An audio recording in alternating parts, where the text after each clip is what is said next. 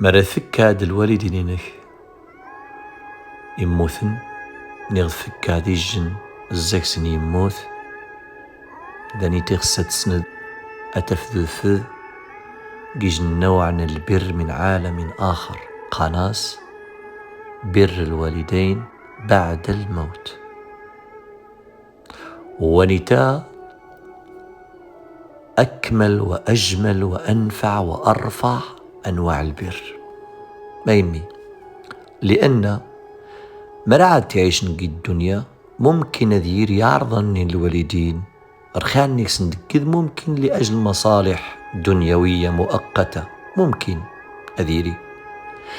نيغ سيذف الرياء نيغ من أكين الله يرضي عليك مين يا واش سني وذن قيت هلا الوالدين ممكن إذن ما ذيري ولكن